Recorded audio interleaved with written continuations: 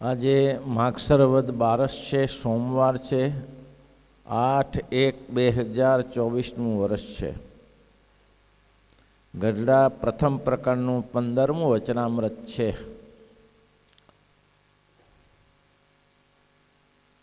શ્રીજી મહારાજે બહુ દયા કરીને વાત કરી કે જે ભગવાનના ભક્ત હોય, જેના હૃદયમાં ભગવાનની ભક્તિ હોય તેને ભક્ત કહેવાય. જે ભગવાનના ભક્ત હોય, જેના હૃદયમાં ભગવાનની ભક્તિ હોય, તેને એવી વૃત્તિ રહે જે ભગવાન તથા સંત મને જે જે વચન કહે છે તે મારે તેમ જ મારે કરવું છે. હવે મનસ્વી રીતે વર્તવું નથી, મનનું ધાર્યું કરવું નથી. આ જીવ ઘણું મનનું ધાર્યું કર્યું છે, અત્યાર સુધી ઠેકાણું પડ્યું નથી. વિસનગરમાં મુક્તાનંદ સ્વામીએ મહારાજને કહ્યું કે મહારાજ, હવે તો આપ રાજી થાઓ અને આપ જ્યારે જે સંતોને આદેશ કરો એમાં અમે બધાએ કરવું છે. કેમ તો કે અનેક જન્મ ખોયા છે, હવે આ જન્મ ખોવો નથી. આ જન્મ તમને શરણે કર્યો છે, શરણાગતિ તમારી લીધી છે. અને મહારાજ શરણાગત પાપ પર્વતમ ગણયિત્વા ન તદીય સદ્ગુણમ અનુમાપ્યતુલમ હિમન્યતે સહજાનંદ ગુરુમ ભજે સદા. હે મહારાજ, ભગવાનના ભક્તનો પહાડ જેવા પાપને તમે દૂર કરીને અણુ જેવું કરી નાખો છો અને અણુ જેવા પુણ્યને પણ પહાડ સમાન બતાવીને તમારા ધામમાં લઈ જાઓ છો. આવા દયાળુ છો.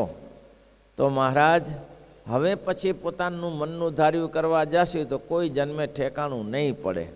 ભાઈ, હવે પછી નહીં ઠેકાણું પડે. કેમ?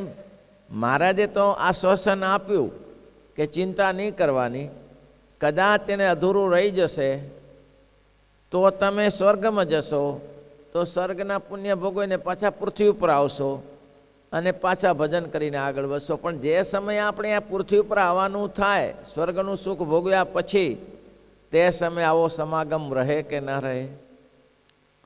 સમાગમ સંતનો રહે કે ન રહે? તો શું થાય? આપણે એમ માની લેવાનું નથી કે આપણે ગુરુકુળ બનાવીએ કે આપણે મકાન બનાવીએ તો એમાં આપણે આપણા જ સંતાનો છે ફરી આપણે અહીંયા રાખશે, એવું નહીં બની શકે. તમે એમ ના દાવો કરી શકો કે આ ગુરુકુળ મેં બનાવ્યું છે, હું ગુરુકુળનો માલિક છું, હું ભલે બીજે જન્મમાં આવ્યો પણ હું તો ના પેલો ને કલુમલ સિંધી જેવું છે. કલુમલ સિંધીને બહુ સારા ધનાઢ્ય પુરુષ હતા, નગર શેઠ હતા કલુમલ સિંધી. શરીરનું પતન થઈ ગયું, શરીર પડી ગયું, મૃત્યુ થયું. મૃત્યુ થયા પછી એ પ્રજાપતિને તે જન્મ લીધો. સિંધમાં હતા. પ્રજાપતિને તે જન્મ લીધો પછી એક મહાત્માનો સમાગમ મળ્યો. મહાત્માને કહ્યું કે મહાત્માજી, આ જીવને ત્રિકાળા બધી બાધિત થવું હોય તો શું કરવું પડે? ત્રણેય કાળનું જાણવું હોય, ભૂત ભવિષ્ય અને વર્તમાનનું. તો કે સંતનો સમાગમ, અધ્યાત્મ, યોગ, ભગવાનનું ધ્યાન તો મને શીખાડો. અને પહેલાં સંત બહુ સમર્થ હતા, એને ધ્યાન યોગ શીખાડ્યો. તેને ભૂત ભવિષ્ય અને વર્તમાનનું દેખાવા લાગ્યું. એને એ પણ ખબર પડી, એને કીધું કે તું નીચે પાછો જા, પાછો જા. પાછો એટલે કાલે શું કર્યું જો, ગયા મહિને શું કર્યું જો, ગયા વર્ષે શું કર્યું જો, આગલા જન્મમાં શું કર્યું, તારો જે પહેલે જન્મ થઈ ગયો તેમાં શું કર્યું, આ બધાને દેખાવા લાગ્યું. અને એ પણ એને ખબર પડી કે હું એક કલુમલ સિંધી હતો અને હું નગર શેઠ હતો. એટલે કીધું અત્યારે તો મારે ત્યાં 2 ગધેડા છે અને હું પ્રજાપતિને જન્મ્યો છું, પણ મારી પેઢી તો હશે જ ને ત્યાં. અને પૂછતો ત્યાં ગયો. જાણીતી પેઢી હતી. એના છોકરાને મળ્યા. છોકરાને કહ્યું કે હું તમારો બાપ છું. અરે આ ઢેંચણ જેટલો મારો બાપ હોય? મારો બાપ તો ક્યારનો મરી ગયો. તો કે માન કે ના માનું છું એ જ. તો કે એવો દાવો કેમ કરી શકો? તો કે હું અમુક ખાનગી વસ્તુ કહીશ એટલે તને સમજી જશે, તારે મારે બેને જ ખબર છે. અને એને કોઈ ખાનગી ચીજ કીધી એટલે છોકરો સમજી ગયો કે છે મારો બાપ. છે મારો બાપ. પછી એને પત્ની પાસે જઈને કીધું કે હું તમારો પતિ છું. એટલે કોઈ ધોકાવારી કરે વિધવા બેન તો કે શું તું આ અહીંયા રમતમાં ઉપડ્યો છો? તો કે છું એ છું. એના પત્નીને સરસ્ય વાત કરી જાય અને પત્નીને એ જાણતા એ પત્ની પણ સમજી ગઈ કે છે તો એને એ પત્ની અને છોકરાએ કીધું કે તમે હવે બરાબર છે, તમે છો એમ માન્યું કે તમે અમારા પૂર્વ પિતા હશો પહેલા જન્મમાં, પણ હવે તમારી શું અપેક્ષા છે? તો બસ મારી પેઢી મારી પેઢી મને પાછી લેવી છે. કે થાય નહીં, શક્ય નથી. હવે પેઢીના માલિકો બધા બીજા બની ગયા, અમે બની ગયા, હવે તમારું અહીંયા સ્થાન ન મળીશ. તમારી ઈચ્છા હોય તો તમારી પાસે અત્યારે 2 ગધેડા હોય તો બીજા 3 લઈ આપી 5 થાય, આટલું કરી શકીએ, બાકી બીજું ના થઈ શકે. બસ આ જ લોકો કરશે, 2 ગધેડાને બદલે 5 ગધેડા લઈ આપશે, પણ તમારી પેઢી ભોગવા નહીં મળે. માટે અહીંયા શ્રીજી મહારાજ કહે છે જેના રૈયામાં ભગવાનની ભક્તિ હોય તે તો એમ સમજે મને ભગવાન અને સંત જે કહે એ જ કરવું છે, પણ આટલું વચન મારાથી મનાશે ને આટલું વચન નહીં મનાય ભાઈ એ જ કરવું. તેમાં એને હૈયામાં એવી હિંમત રહે, જેમ કહે છે તેમ મારે કરવું છે, અને તેના હૃદયમાં હિંમત રહે જે આટલું વચન મારાથી મનાશે ને આટલું નહીં મનાયું તો કાયરતા ક્યારે બોલે નહીં. ના શું થાય આ જગતમાં જુઓ, આખા લોકો બ્રહ્માંડ લઈને આકાશમાં ઉડી જાય છે, પ્લેનમાં 5-5, 600 માણસો લઈને ઉડી જાય છે. બુદ્ધિ વાપરી હશે ને? બુદ્ધિ નહીં વાપરી હોય, રીંગ મારીને અમેરિકામાં તરત હાંકલ થઈ જાય. શું વચમાં દોરડું છે? વિધાઉટ દોરડે કામ ચાલે છે. બોલો વાયરસ કેવા પકડી લીધા, કેટલું માણસે કર્યું છે વિચાર કરો. લોકોએ ખનિજમાંથી સોનું ચાંદી કાઢ્યા, પ્લેટિનિયમ કાઢ્યા. આ ક્યાંથી કાઢ્યા? બધું ભૂતલમાં બધું પડ્યું જ છે. આ ઇલેક્ટ્રિક તમે જુઓ ક્યાંથી ક્યાં ચાલે છે. ની શોધ કરનારા આર્યભટ્ટ જેવા કંઈ સામાન્ય નહીં હોય. મહર્ષિઓ થઈ ગયા એને શોધ કરી છે, એ શું નથી કરી ગયા? તો જો આ જગતનું થઈ શકતું, અમે ભણતા ત્યારે વચનામૃતમાં હરિવલ્લભ સ્વામી કહેતા કે આ જગતમાં લોકો દુનિયાને હલવી નાખે છે, આખા વિશ્વને હલવી નાખે છે, આપણે એવા શાસ્ત્ર તૈયાર કરી શકતા નથી. એક શાસ્ત્રની પાછળ આપણે પડી ના થઈ શકે. એટલે કે છે તેના હૈયામાં હિંમત રહે, આટલું વચન મારાથી મનાશે ને આટલું નહીં મનાય. એવું તો વચન ભૂલે પણ ના કહે. જે બોલો શું ના થાય, ના શું થાય ડાયરીમાં લખી રાખવાનું. આ જગતમાં કોઈ એવી ચીજ નથી ના કરી શકાય. જગતમાં એવી કોઈ ચીજ નથી ના કરી શકાય. વિવેકાનંદ રૂપિયો હાથમાં ન હોય ને અમેરિકા ગયા, પહોંચી ગયા. બોલો કોઈ ઓળખાણ પહેચાન નહીં અને અમેરિકા પહોંચી ગયા. હવે કોણ આ બાવાને માને? અમેરિકામાં માને કોણ આ બાવાને? હવે તો કંઈક રખડતા હોય. હવે પહોંચી ગયા એટલે સ્ટીમર જતી હતી, સ્ટીમરમાં બેસી ગયા અને ગમે તે ભોગે મહાત્મા જાણીને કોઈએ ના કંઈ કર્યું ને દેશમાં ઉતર્યા. અમેરિકામાં ઉતર્યા પછી હવે શું ખાવા પીવાનું? ત્યાં જઈને ધ્યાનમાં બેસી ગયા કે ભજવાનું ભજન છે, બધું સારું થશે. લોકોએ કીધું બાપજી મરી જશો અહીંયા કાને, અમેરિકા પ્રદેશ છે, કોઈ નહીં પૂછે. તો કે આપણે ક્યાં કોઈને પૂછવું છે ને પૂછાવું છે. ત્યાં જ એક હોટલના માલિકને ભગવાને પ્રેરણા કરી અને એ આવ્યો કે બાપજી ક્યાંથી પધારો છો? અંગ્રેજીમાં માસ્ટર માણસ હતા. એટલે કે ઇન્ડિયાથી આવું છું. કોઈ ભોજન પાયા? નહીં, કુછ નહીં. ઠીક ચલો, ભોજન કરાવી દીધું.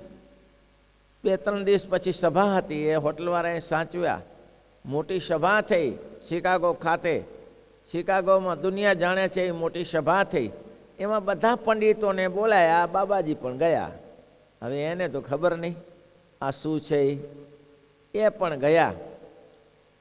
અને પેલા લોકોએ કીધું હવે આવ્યા છે તો આવ્યા છે, મૂકોની પંડિત તરીકે આપણે તો કોઈ એવું તો છે નહીં ને, ગમે તેને બોલાવ્યા છે, આવ્યા છે, ઇન્ડિયામાંથી આવ્યા છે તો ઇન્ડિયાના પ્રતિનિધિ માનો આપણે. અને ગીતાની નીચે પુસ્તક મૂકી ને ઉપર બધા પુસ્તકો મૂકે. ગીતા નીચે કોઈએ પ્રશ્ન કર્યો કે બાબાજી, તો કે હા આપ તો છે તળિયે બેઠા છો, કેમ? તો કે આપની ગીતા તો છે નીચે છે, આ બધા બાઇબલને પુસ્તકો બધા કુરાનને ઉપર છે. કે એ જ વિશેષતા છે ને અમારી ભારતની. શું? પાયો મજબૂત જોઈએ. બિલ્ડિંગ બાંધવી હોય તો પાયો મજબૂત જોઈએ. પાયામાં ગીતા છે, એનાથી બિલ્ડિંગ બંધાશે. પાયો જ ન હોય તો ગીતા શું? મારું તો બેઝમેન્ટ છે, મારી ગીતા તો પાયારૂપ છે, સર્વનો આધાર છે. જો બધા એના ઉપર ટકી રહ્યા છે, અને પછી જે લેક્ચર આપ્યું અને લોકોને જે આભા બનાવ્યા, ત્યાં જઈને કોઈ લેવા દેવા નહીં. હવે રાત્રિ ક્યાં રોકાવાનું ઠેકાણું નહીં. આવવાનું સરસ પ્રવચન સાંભળીને એક અમેરિકનને એમ થયું કે આને પૂછીએ તો ખરા ક્યાં રોકાવાના છે. તો એને પૂછ્યું કે ક્યાં રોકાવાના છો મહાત્માજી? તો કે મારા મિત્રને ત્યાં. તો કે હું પૂછી શકું મારો મિત્ર કોણ છે એમ? તો કે હા. તો કે તમારો મિત્ર કોણ છે? આ તમે ઊભા જ, તમે જ છો ને? ઓહો, પેલો રાજી થઈ ગયો. ઘરે લઈ ગયો, અઠવાડિયા સુધી સ્વાગત કર્યું, બધું કર્યું, રાજી થઈ ગયો. આવા મહાત્મા ક્યાં મળી શકે ભાઈ? તેમ કહેવાનું કે ના, શું થાય? દેશ વિદેશમાં પહોંચી ગયા, જગતમાં લખી રાખવાનું સંતોને ભક્તોએ કે આ દુનિયામાં અમે ધારી તે કરી શકીએ છીએ. આ દુનિયા બહુ મોટી છે, આમાંથી અમે પાછા ના પડીએ. આટલું વચન મારથી મનાશે અને આટલું નહીં મનાય, ક્યારે પણ બોલે નહીં. અને વળી ભગવાનની મૂર્તિ હૈયામાં ધારવી, તેમાં સુરવીરપણું રાખે, સુરવીરપણું રહે. અને મૂર્તિ ધારતા જો ન ધરાય તો પણ કાયર થઈને તેની નિત્ય નવી શ્રદ્ધા રાખે. ને મૂર્તિ ધારતા જાતા ભૂંડા સંકલ્પ થાય, તેને હટાવ્યા ન હટે તો ભગવાનનો મોટો મહિમા સમજીને પૂર્ણ કામ માનીને સંકલ્પને ખોટા કરતો રહે. સ્વાભાવિક બાબત છે ભાઈ. હટાવ્યો ઘાટ સંકલ્પ થાય, કોઈને કોઈ પ્રવૃત્તિમાં હોય તો ઘાટ સંકલ્પ થાય, તો ઘાટ સંકલ્પ ધારવા જાઓ મૂર્તિ અને આવી જાય બીજો લોચો. માનસી કરવા બેસીએ ના, બોલો નારાયણગીરી જેવું થાય, ગુલાબગીરી જેવું.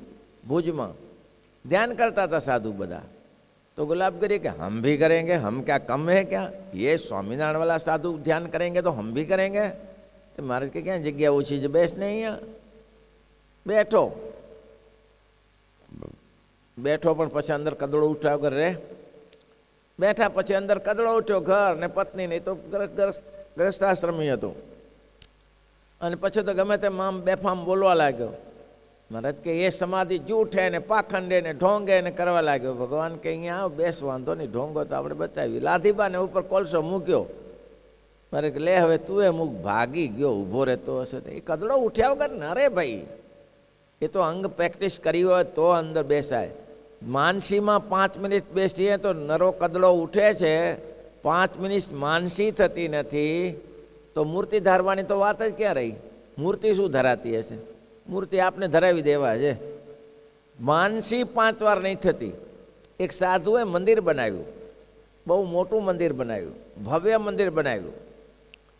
અને પછી મંદિર બની ગયા, પ્રતિષ્ઠા થઈ ગઈ. એટલે તે ગામના લોકો હિસાબ માંગ્યો કે બાપજી હિસાબ આપી દઈએ, હવે હિસાબ કરી નાખીએ. તો શેનો હિસાબ?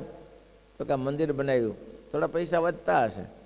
પેલા સાધુ કે તમને ભલા માણસ ખબર ના પડે, આ મંદિરનું કામ 12 મહિનાથી ચાલે છે અને મેં એટલી મહેનત કરી છે.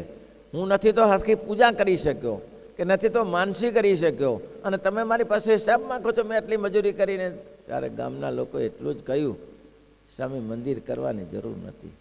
મંદિર પૂજા કરવા માટે ને માનસી કરવા માટે જ છે, અને તમે જો એ ના કરી શક્યા હો તો આની કંઈ જરૂર નથી મંદિરની. આના માટે તો છે.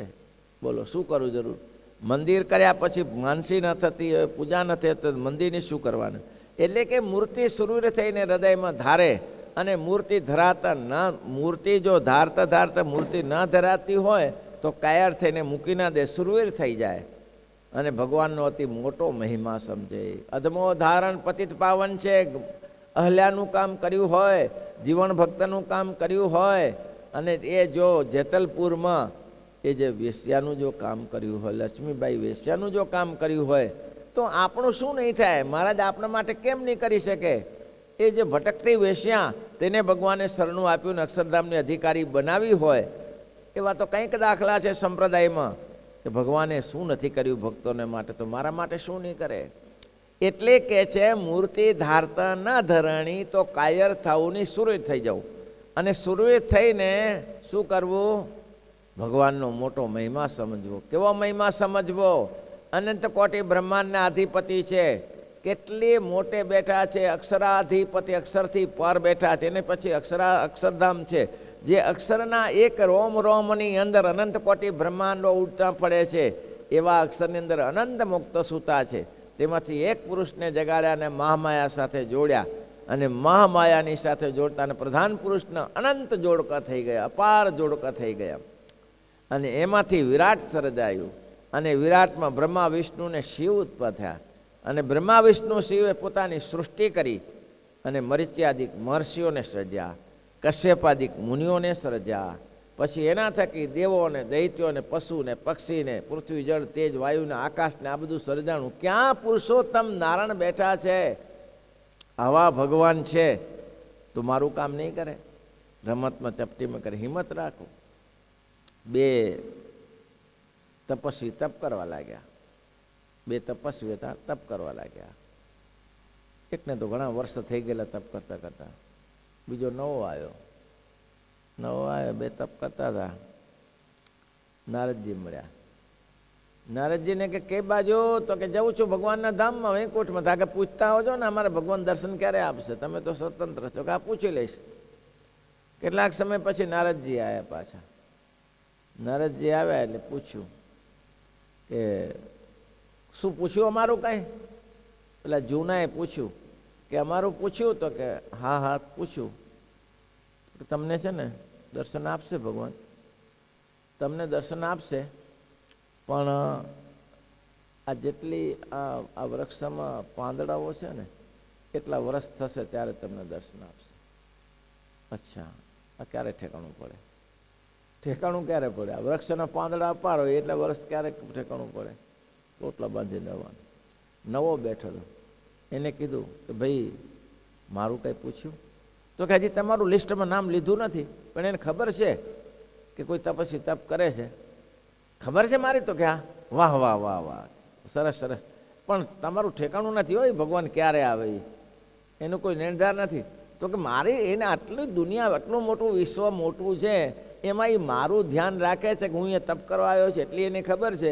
તો એથી મોટું શું જોઈએ ત્યારે? કે અરે એ તો છૂટકો નથી આવ્યા વગર. કે આજે ને એને કાલે નાચવા લાગ્યો, કૂદવા લાગ્યો, નક્કી કરી નાખ્યું કે ગમે તેમ થાય ભગવાન ભજી લેવા છે, ભગવાનની મૂર્તિ સિદ્ધ કરવી છે. 10 જ મિનિટમાં ભગવાન આવી ગયા. ભગવાનનું લો. નારદજી કે પ્રભુ તમે તો એમ કહેતા ને કંઈ ગણતરી લીધી નથી અને તમે તો મારી પાછળ જ ભટક્યા.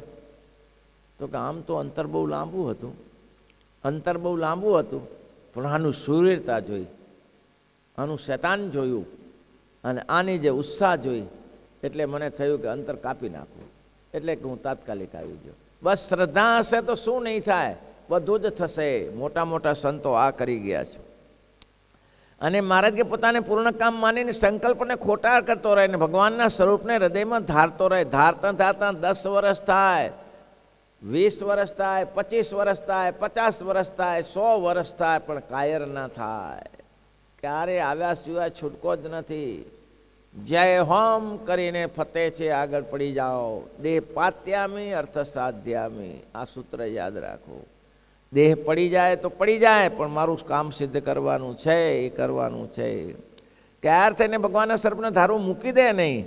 કેમ જે શ્રી કૃષ્ણ ભગવાને ગીતામાં કહ્યું છે અનેક જન્મ સંસિદ્ધ સતો જાતિ પરામ ગતે. અનેક જન્મથી જીવ શુદ્ધ થાય છે ત્યારે એને પરાગતિ મળે છે. તો અનેક જન્મ ધર્યા પછી ક્યારેક તો થશે ને. માનો કે આ જન્મે કરીને ભગવાનની મૂર્તિ ન ધરાણી તો એ મારે છોડવું નથી. મને ભગવાન બીજો જન્મ આવશે, મને સ્વર્ગ કે મૃત્યુ કે પાતાળમાં ક્યાંય જવું નથી, મારે તો અહીંયા જવું છે. ભગવાનની પ્રાર્થના જેવી કરી મહારાજ અધૂરું રહી જાય તો ફરી વાર પાછા અહીંયા મોકલજો. કાગળ લખતા હોઈએ, કાગળ લખતા લખતા લખતા ઊંઘ આવી જઈ અને અડધો રહી ગયો તો જ્યારે ઉઠીએ ત્યારે પછી ત્યાંથી શરૂ કરી દેવાનું. ભગવાનને કહેવાનું કે ભક્તિ માર્ગ જ શ્રીજી મહારાજે જોગ હઠ જોગ અને ભક્તિ જોગમાં એ જ બતાવ્યું કે હઠ જોગને તો નવેસર કરવું પડે, ભક્તિ જોગ નવેસર ના કરવું પડે. જ્યાં સુધી મૂક્યું ત્યાંથી ચાલુ કરી દે, જ્યાં સુધી મૂકે ત્યાંથી પાછું ચાલુ કરી દે. આ હઠ જોગનો ગુણધર્મ છે. એટલે આપણે હઠ જોગ ના કરી શકે, ભક્તિ જોગ કરી શકે.